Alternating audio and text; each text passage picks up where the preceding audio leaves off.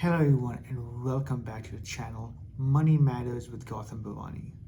As the New Year's is finally here, everyone has their New Year's resolution or their goals.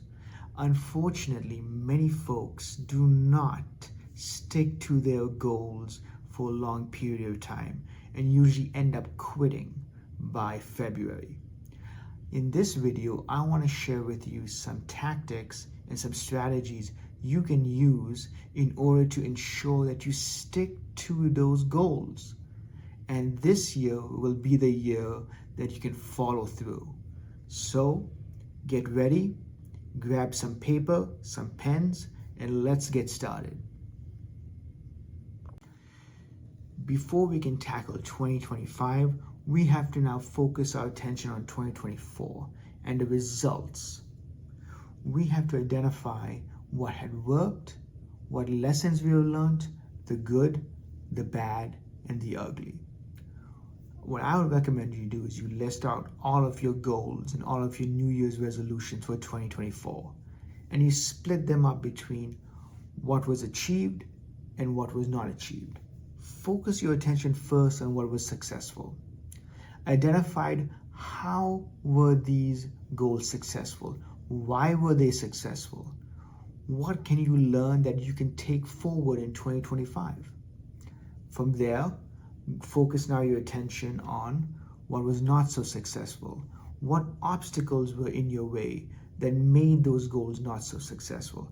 What can you do in the future to avoid these pitfalls and how to remove obstacles in your way in 2025? This reflection is immensely important, and it will aid you in getting your 2025 goals across the finish line. So I would recommend you do this, and it is an important step in identifying how to be successful in your goal setting. So make sure you do this. Finally, we are ready to create our 2025 goals. Now, this skill set isn't taught in schools, and it is a really important thing to do because it allows you to achieve a lot in life. But not many people know how to do it. Usually people create very vague goals, and that's why they get vague results. If you do not know where you're going, it is really hard to get to your destination.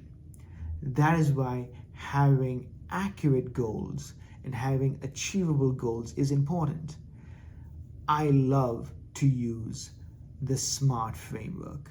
It's a nice acronym that lays out your goals in a way that allows you to accurately document it and at the same time have it achievable.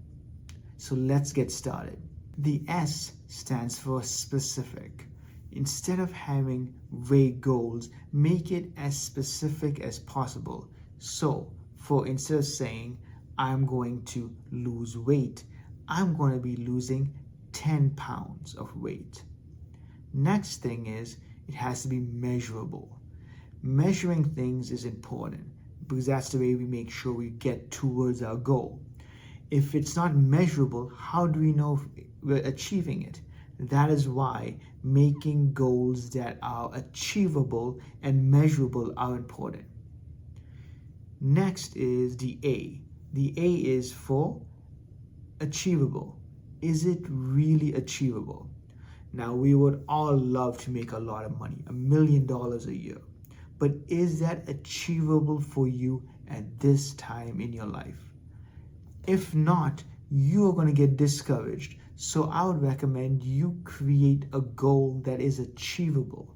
It is good to have stretch goals, absolutely. You do not want to, shortchange yourself, but make sure it is not so out of your reach that you feel discouraged. That's all I'm saying. The next is the R, which is it relevant? So, for instance, if you like fast cars and if you love purchasing, a new vehicle and that is in your goal, that's a goal. For me, having a fast car and having a Bugatti is not that important. Something else is, what is relevant for one person may not be relevant for you. So make sure that your goal is specific to what you desire. Next thing is, it has to be time bound. There's a lot of procrastination that occurs at this time, and goals can stretch out for years or even months when it could have happened in a very short period of time. That is why time bounding your goal is essential, so that procrastination is not part of it. So if I was going to set a goal about losing weight, I would say I want to lose 10 pounds of weight within 6 months. So that is a goal which is specific. It is about losing weight. It is about 10 pounds, which is measurable. It is about being realistic. I'm going to lose 10 pounds rather than 100 pounds. And at the same time, it gives me a time bound, saying it has to be done in 6 months. This way, the goal is not only achievable, we are able to measure it, and we're able to see if we were able to meet it. I have been doing New Year's resolutions for the past 3 years, and I usually break up my goals into various sections. One of them is health, ensuring I keep up with my health, going to the gym on time. The next one is family, spending a lot of time with family, ensuring it's quality time. Third is my career, always learning new things and new skills, trying to upscale myself, ensuring I'm relevant and doing a good job at work and adding value to people.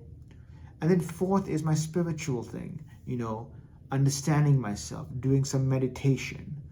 All of this is part of goal setting for me, and these categories help me break down what is valuable to me and what is aligned to me, so I can move myself forward. But you can have your categories. You could have different groups or different things you want to focus on, and that is okay. Goal setting just says what is important to me. And these are the categories of which I focus on to improve my life, because I think those things are important to me and my family. Now, the reasons why some goals and New Year's resolutions really fail and people don't stick to them is because they're not incorporated into their calendar. My recommendation to you is to open up your calendar and identify areas and spots where you can plug in these goals and these New Year's resolutions, because only once you make it a part of your life will you actually succeed. So for instance, I want to go to the gym 2 times a week. So I have to look at my calendar and say, okay, Friday and Monday are the days I go to the gym. Friday and Monday, it's a work week. So I have from 8 to 5 is work, so I can't go then. And then from 5 to 6 is family time, so I cannot go to the gym then. So the only time I have to go to the gym is early in the morning. So what I do is I look at going to the gym at around 5 a.m. To do that, I need to set my clothes and my shoes the previous night so that it is easy for me to get ready to go to the gym. In addition to that, I'm on autopilot during those mornings.